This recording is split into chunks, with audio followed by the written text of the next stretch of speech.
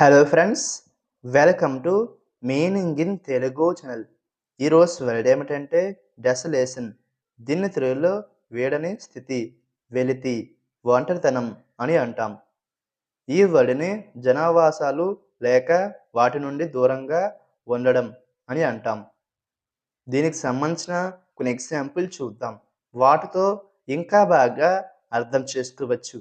For example, ఫస్ట్‌ది the landscape was a picture of desolation after the fire.